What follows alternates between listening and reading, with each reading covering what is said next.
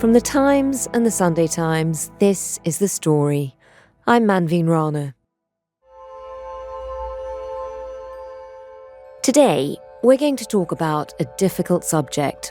It won't be an easy listen, but it is an important one, because this is something that's becoming more and more common, and it's life-threateningly dangerous. I was in an on-off relationship for years with a partner who was known for watching incredibly violent pornography. He strangled me on many occasions with his hands to the point of being unconscious. This is the account of one woman. She's one of many. We've agreed to keep her anonymous for her own safety. The last time he did it, I had a seizure before losing consciousness. I have long-term effects such as headaches, tinnitus, weakness, fatigue, anxiety and depression, PTSD, memory problems, and difficulty with cognitive function. He started off by doing small things that I felt if I mentioned I would be making a fuss, and ended with me nearly dying. This is a story that's being repeated across a generation. The other thing that I suffered from hugely was guilt and shame. I couldn't understand why I kept returning to someone that terrified me, and I felt that what had happened to me was my fault because I froze and was unable to stop it. I slowly got used to the violence and minimized it so much to myself that I almost convinced myself that I was okay, even though every time we met I would feel absolute dread and terror. Once I worked through the guilt and shame, the reality hit me that I was lucky to not have been murdered. During this violent sex, it is almost as though he would disappear, and it seemed he was acting out as if he was in a pornographic film, and I just happened to be the woman who was there.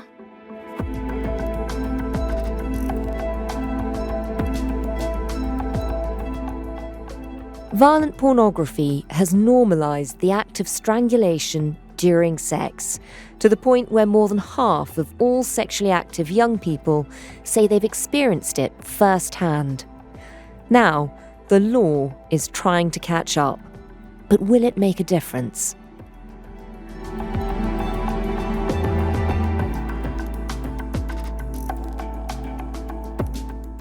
The story today: the dangerous rise of strangulation in porn.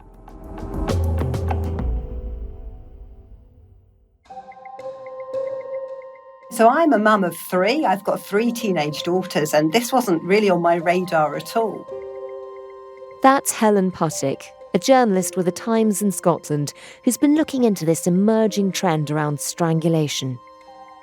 I went to visit a counselling service for women called Beera's Place in Edinburgh, which is funded by J.K. Rowling. And I really went in to talk to them about the kind of work they were doing and the cases they were seeing. And they began to talk about people as young as 16 coming to see them, talking about experiences of being strangled during sex. And for me, that was the first time I'd ever heard of it. And funnily enough, chatting about the survey results we're going to discuss today with a friend with a teenage daughter yesterday, she was also saying, what? How many? Yeah. You know, I think if you don't know about this, you don't know about this.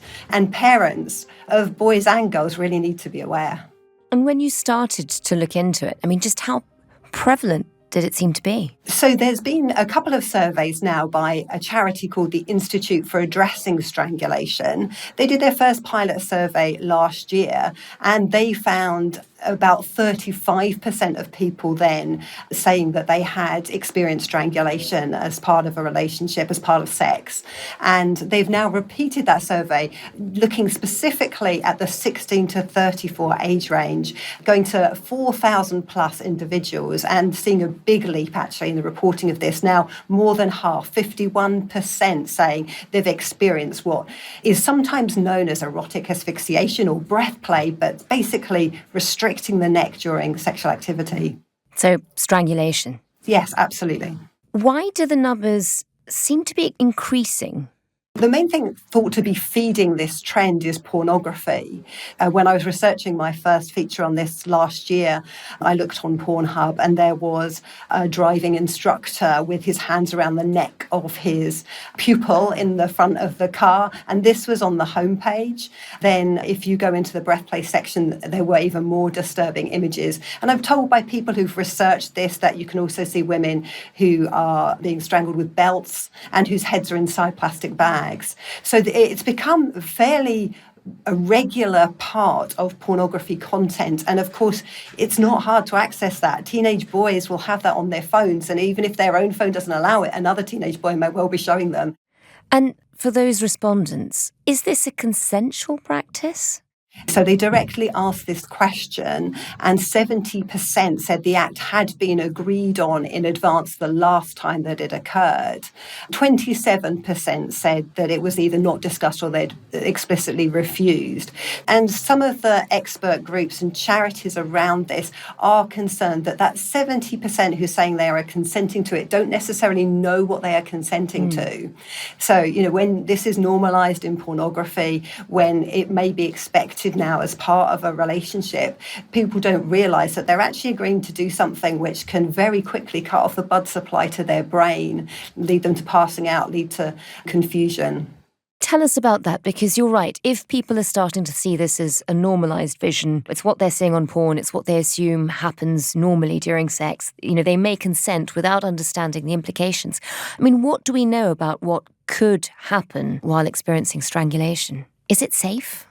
So the charities would say that it is never safe. Even among these respondents, there were people who had lost consciousness, people who'd lost control of their bladder and bowel as part of the experience. And there were people who just simply felt scared. 36% actually who'd experienced this felt scared during the experience. 47% felt anxiety afterwards. And it's also known that there's an increased risk of stroke after compressing the neck and restricting the blood flow to the brain. I spoke to someone who worked in a forensic sexual health service, the kind of medical facility where women might attend after a sexual assault, for example. And I said to her, have you seen women who've suffered a stroke in the weeks after a strangulation episode? And she said, oh, yes, absolutely. Do we know why it's suddenly become so common? The people that have researched this have talked to me about that desire to be increasingly extreme at the edges. So there is an element of pushing, I suppose, the boundary to keep viewers engaged and to come back to see the next thing. And we are obviously talking at a time when we have seen a rise in toxic masculinity in terms of influencers on social media. And some people I've spoken to suggest this is largely driven by men who are enjoying a powerful experience over the women. It's so interesting that you talked about toxic masculinity, because with strangulation, it does seem as if it is the men doing it to women, not the other way around. It is about power. It's easy to sell. This is something that will heighten your orgasm. This is about me giving you pleasure. But what the people in the counselling services are saying is actually, they're not asking because they want to give you pleasure. If they want to give you pleasure, perhaps they'd be talking to you about what you enjoy. They're saying what they're seeing is about someone enjoying that dominance. If this behaviour is being driven by extreme porn, then that's an industry that's particularly prone to toxic and violent behaviour against women. Samantha Browne was exploited as a teenager in the porn industry. What she has to tell us is quite graphic and not easy, but this is why she thinks the law can't change fast enough. So, unfortunately, I got groomed into the adult industry by a lady. Originally, she got me being involved in exploitation because I was doing prostitution with her under the age of 18. And then I ended up going into the adult industry myself at 18 years of age. We keep hearing that there's a real pressure on the adult industry now to be more and more extreme, that that's what people are demanding, that's what sort of seems to sell. And that does seem to be more and more violent towards the women involved. For you, did you experience that? Yes, I experienced that from the day that I got into the industry. I think understanding now, looking back, of the toxicity that you're actually put into straight away, it's normalized. So straight away you're going into hardcore penetration, strangulation, you're depicting things like incest and barely legal. You're already pushing the boundaries, and that's as soon as I got into the industry. As I got more established in the industry, the levels get higher and higher. It got very, very hardcore as the internet became apparent, and I don't think that it stopped. And I've had my own personal experiences with being asphyxiated in the industry myself because of actually not wanting to go through pain. So I actually got physically choked out to the point of asphyxiation. So you were choked to the point where you were unconscious? Where I was unconscious, yeah. And that was when I was in a very established place in my career. Like, I was in the top echelons of it. So you weren't the most vulnerable person there, but no, that's still happening to you. I think, I'll be honest with you, I think there's a lot of vulnerability in the industry, no matter what age they are. I was only 19 when this was happening, and I was trying to understand how we were having mental health checks for reality TV shows, but we weren't, for one of the most sacred acts that we could possibly do in our lives. And yeah, the adult industry diminishes all elements of making love. It's all about how hard can you go.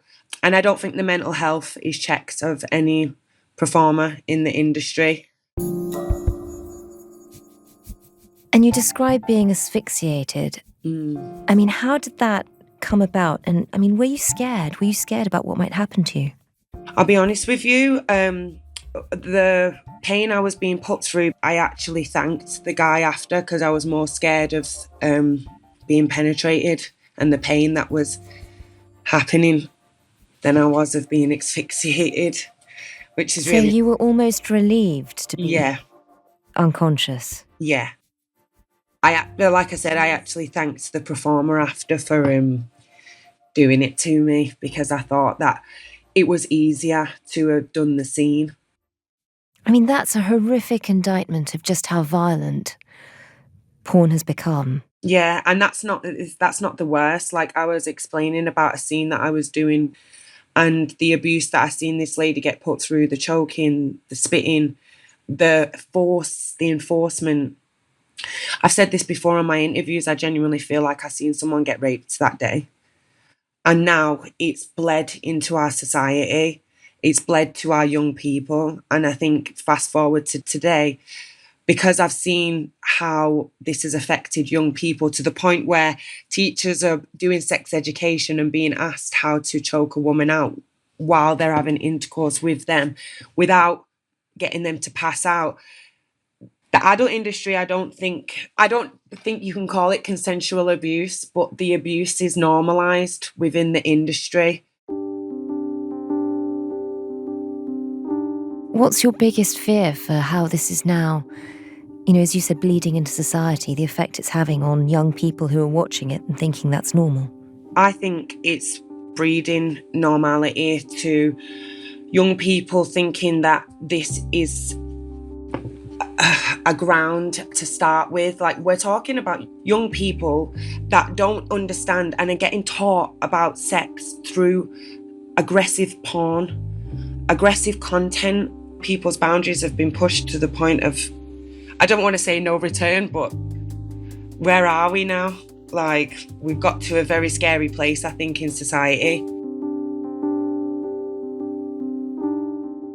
A campaign to change the law to try to curb the impact of violent porn, particularly when it comes to strangulation, has been driven by the Conservative peer Gabby Bertin, who authored a review into the regulation of online porn. When I was put into the Lords, I wanted to use it as a platform to make some change and use that power that I had. And it was very clear to me, something that was close to my own heart was violence against women and girls, and that this sort of enormous epidemic that we are facing that wasn't talked about enough at that time.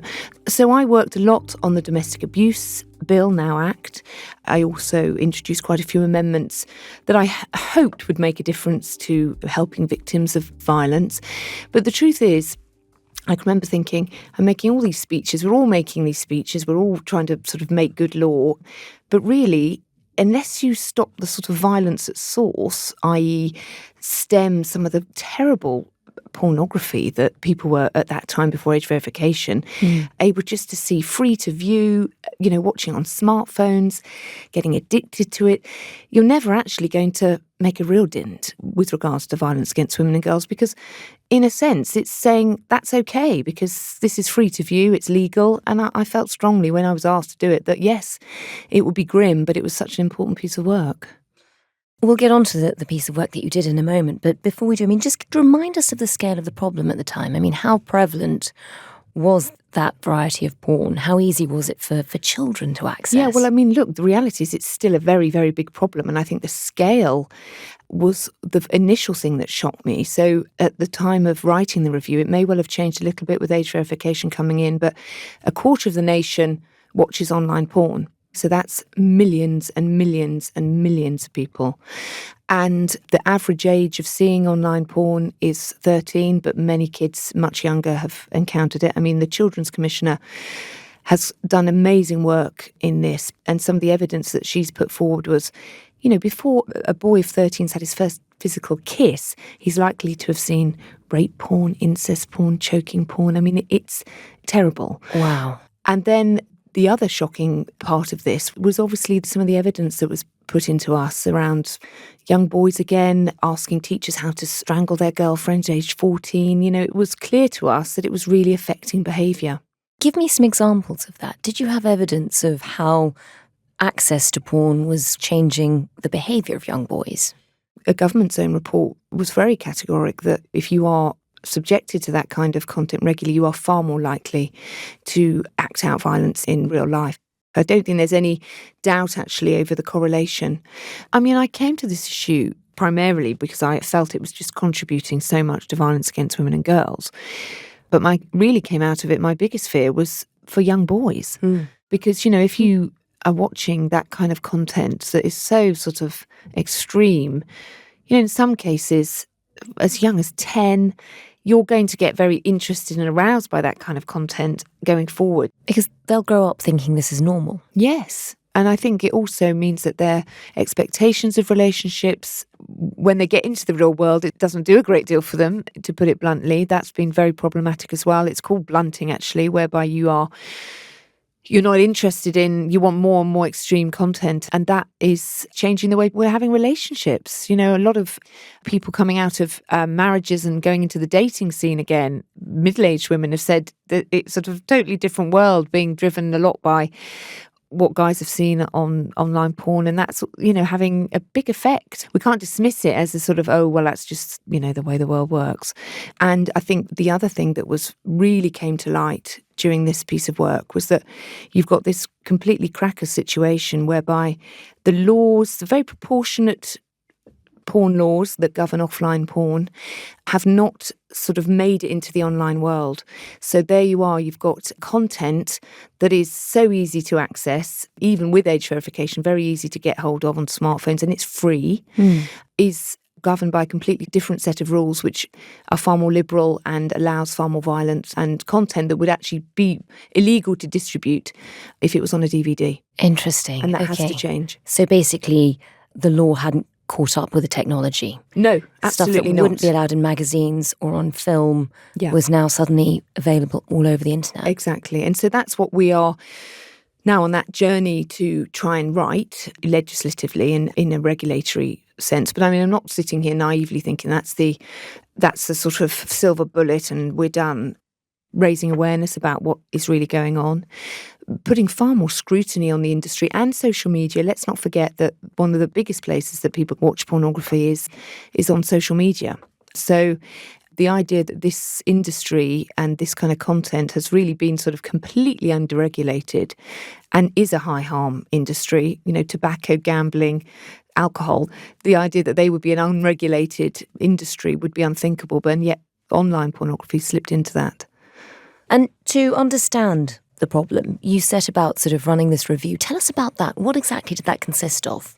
Yes, well, it was a very big piece of work. We were very, how could I put it, ambitious. There was no area that we wouldn't go into within the confines of what the review was setting out, which was how do you actually wrestle with this problem of regulating the online world with regards to pornography. And it's not straightforward. If it was, we would have sorted it out. And I think, it does need to have a proper sort of nuanced debate. By the way, I come at this from a very liberal standpoint. If it doesn't harm anyone and it's two consenting adults, I think they should be allowed to get up to what they kind of want to get up to. You don't want to become an illiberal country and say, no to sexual freedom. And there has to be that right balance, essentially. But I do think that the horrifying statistics around strangulation becoming a mainstream sexual norm is just got to be called out, and the guardrails have to be put in place. And you ended up having to see thousands of varieties of sort of porn that is now available. There were sort of hundreds of thousands of videos that were watched by the team. What did you find at the end of it? What were your conclusions? We went to the BBFC, the British Board of Film Classification, and they gave an amazing presentation which essentially said, look, this is the content that is currently online on mainstream sites. This is not the dark web. This is not sort of very strange niche websites that you would find. This is pretty mainstream sites. And this is the content that is on those sites, and we would not allow this, 100%. Watching some of that content, which can't have been easy, did you get an insight into why themes like strangulation have become so common? Well, I think that the reality is that the business model of this kind of content means that it's free to view. So you have to get a huge quantity of people on those sites in order to either hive them off onto your paid for sites or advertising. So you are sort of in the eyeball economy. You've got to keep people there. It's in their interest for it to become more and more extreme, the content. And I think we have to, in addition to changing the law and regulation, we also have to bring in the payment companies. We have to bring in the infrastructure that holds up and props up the industries, and obviously the tech companies. Like I said, social media is a big part of this. And I think that business disruption and a sort of calling out that actually that kind of content would breach, let's say, Visa's guidelines, so therefore they wouldn't process payments. Overnight that can make quite big changes. They're not showing pornography because they just want to show the world pornography. They want to make money. Yeah. That was a big takeaway for me as well, and I think that's where we really have to